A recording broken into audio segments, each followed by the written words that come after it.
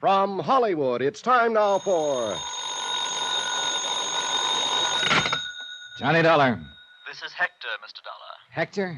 Hector Nerkley, at the Drakeley Arms Apartments. You were here night before last inquiring about the late Mr. Morgan. Oh, yes, I remember. What can I do for you, Mr. Nerkley? Oh, it's really quite the other way around. All right, what can you do for me? Well, I can give you some very interesting information, if you care to come over here. Why can't you give it to me on the phone? I'll tell you exactly why, Mr. Dollar, when you come over. Oh, for the love of Pete. Temper.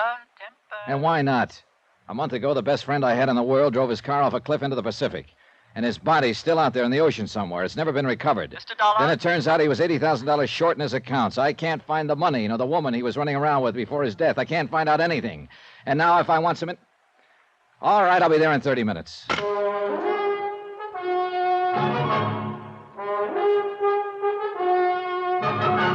Tonight and every weekday night, Bob Bailey in the transcribed adventures of the man with the action-packed expense account. America's fabulous freelance insurance investigator. Yours truly, Johnny Dollar.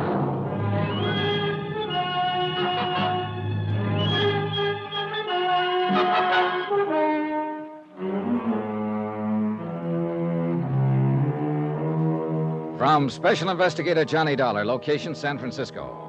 To the Home Office, Eternity Mutual Insurance Company, Hartford, Connecticut. Assignment, the confidential matter. Expense account continued.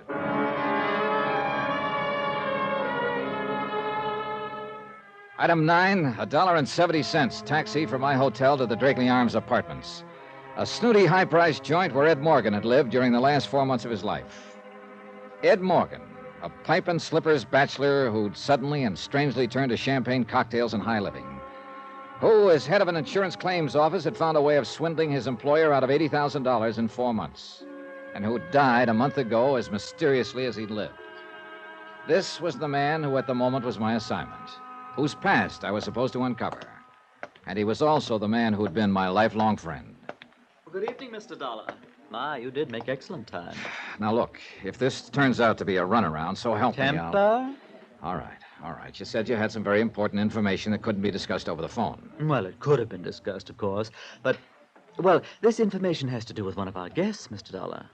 A certain lovely young widow whom you seemed most concerned about the last time. Nicky Barrett. Quite. Has she come back? Is she here? I'm afraid not. Then what is it? First, I must ask you what your intentions are toward Mrs. Barrett. Well, I'm not going to marry her. Please, I hardly thought you were. All right, then what's the point? Simply this. I happen to be in a position to put you in touch with Mrs. Barrett. Do you know where she's hiding out? Hiding out? All right, I'll drop the implication. Do you know where she is? I do. Well, then let's have it. Why do you wish to find her? Because she's the only lead I've got on the Morgan case. She and Ed were thicker than thieves during the 4 months before his death. And she was with him the night he was killed. Earlier in the evening, at least. Are you going to have her arrested? No. I just want to ask her some questions. I've got no case against her. Not yet, at least. Mr. Dollar, can I depend upon you in one very important respect? What's that? Under no circumstances must you let Mrs. Barrett know that I told you where she is. What's the matter? Afraid the board of directors would bust you to bellhop and strip off your gardenia? That is not amusing. Nor too improbable, as a matter of fact. After all, the watchword of the Drakeley Arms is discretion. Yeah, well, all right. It's a deal. I won't tell her. Of course, there is one more little detail. Oh, now what? Well, the last time you requested information from me, Mr. Dollar, you were kind enough and generous enough. Well, really, this is a bit awkward. What is it, Hector? Is the gardenia fund getting low? Well, you did say, as I recall, that it was merely an item in an expense account. All right. Here's another $20. Oh, thank you, sir. Now, what about Nicky Barrett? Well, we just received a letter from Mrs. Barrett. She asks that her mail be forwarded to her in care of American Express, Panama City, Panama. Item 10, $20, gratuity. Item 11, $388.45, hotel, some telegrams, incidentals in San Francisco, and plane fare to Panama.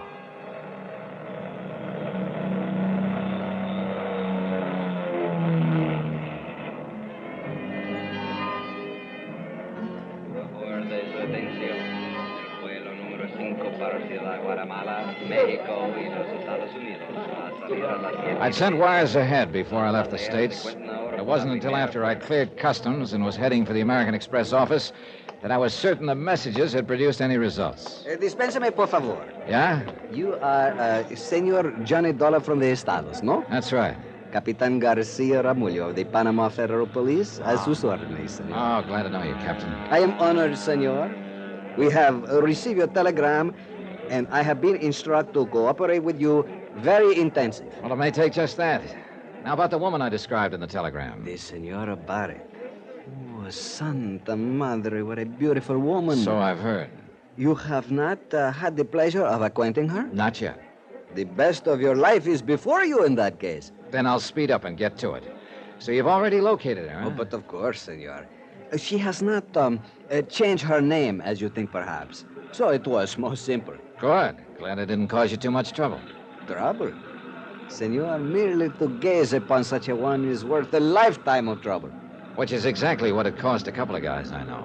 Such eyes, such hair, such lips, Yeah. such... Well, what do you say we... Forgive me, senor. I am carried away with it. Well, where is this living little doll staked out at the moment? She is registered at the Hotel Primeso, room 17.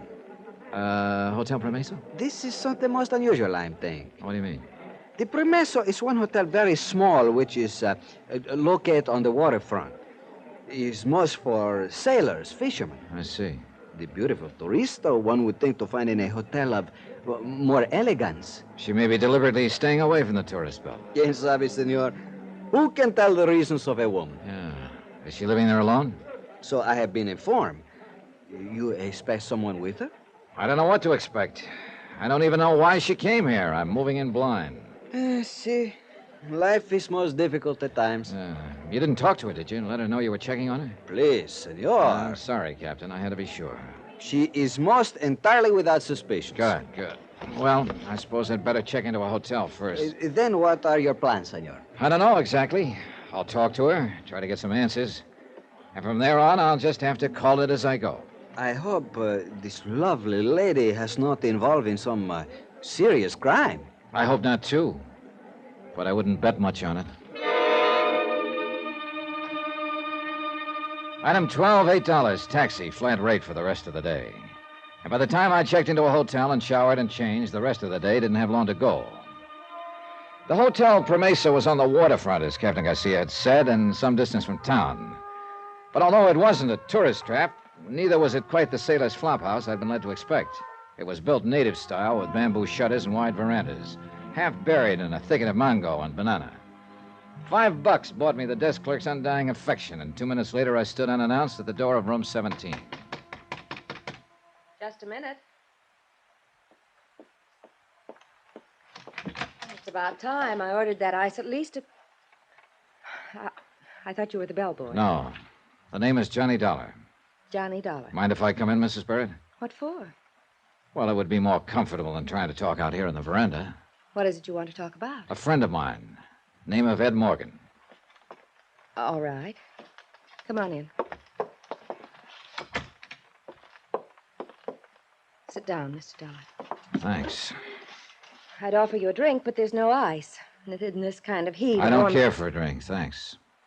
You'd think it would cool off after the sun goes down, but it doesn't. At least not very much. Sometimes a breeze comes up from... What are you staring at, Mr. Dollar?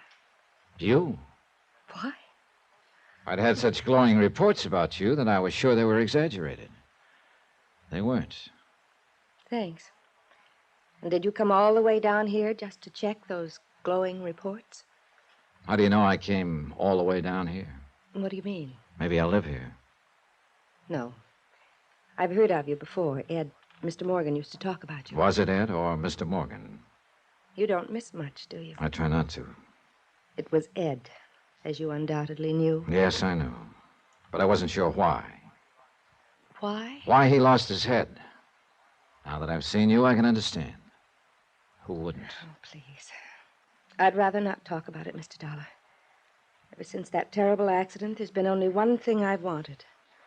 To forget. Well, I'm sorry to have to bring up unpleasant memories, Mrs. Barrett, but I've got to ask you some questions. There's nothing... The night of his death, what time did he leave you? What do you mean? You were together earlier in the evening. You left the bar at the Drakeley Arms together at 9 o'clock, but shortly after midnight, when Ed ran his car off a cliff into the Pacific, he was apparently alone. We went to dinner, then he brought me back to the apartment house. He was going to Half Moon Bay to see a client. That's why he happened to be on that road. I don't want to talk about it, Mr. Dollar. It's horrible to think of him dying that way. His body's still out there in the ocean somewhere. That's why I came down here. To get away and try to forget. Then you thought quite a lot of him, huh? We were going to be married. I see. Well, it's too bad it didn't work out with all the wealth Ed had and the beauty you Wealth? have. Why, I had the idea that he just worked for an insurance company. And lived the way he did? Oh, come now, Mrs. Barrett. Well, actually, I didn't really consider it. My husband had left me quite well off. How long were you married before he died? Only 10 months. Oh, you do have bad luck, don't you? I don't think this attitude of yours Relax. Here, have a cigarette. I don't smoke. Oh. Do you mind if I do? No, of course not. Thanks. Do you have a suite here, Mrs. Barrett, or just this one room? Just this room. Why? Oh, and then this door must lead to the bath. What do you think you're doing? Empty, huh? Of course it's empty. Then the other possibility is that closet. Stay away from there. When I came in, there was cigarette smoke in the air, stubs in the ashtray. There's no one here. Stay away from there. Oh, look, Mrs. Barrett, turning out the lights may be romantic, but it's not the idea. What? You? I was still conscious but groggy, and I couldn't seem to get off the floor. I heard someone moving, heard the door to the veranda open and close. I shook my head, tried to clear it. I finally staggered to my feet and found the light switch. Nicky Barrett was cowering back against the wall, staring at me, scared, but not saying anything. I stumbled toward the door. The veranda was empty. There was no sign of movement in the shadows.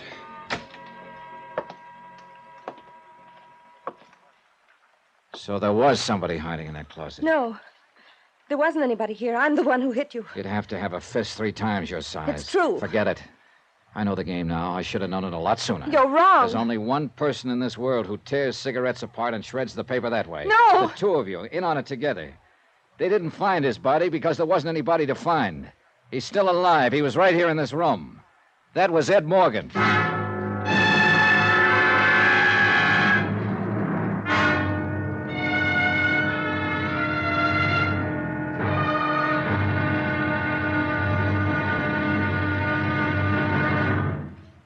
Now, here is our star to tell you about tomorrow's episode of this week's story. Tomorrow, a search for a dead man who intends to stay dead and who's willing to kill to do it. Join us, won't you? Yours truly, Johnny Dollar.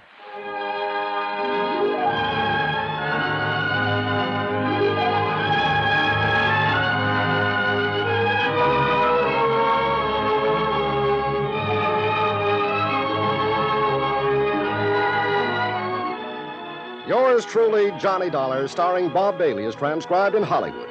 Written by Les Crutchfield, it is produced and directed by Jack Johnstone. Be sure to join us tomorrow night, same time and station, for the next exciting episode of Yours truly, Johnny Dollar. Hugh Brundage speaking.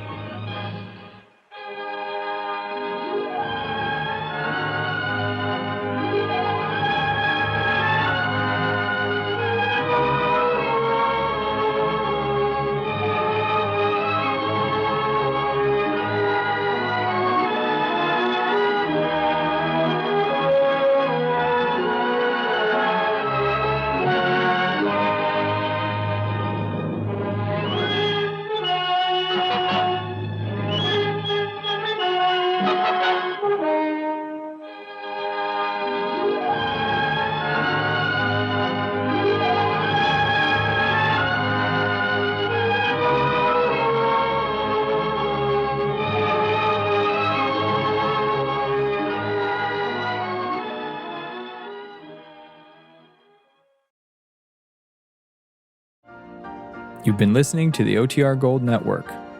Find more classic radio at otrgold.com.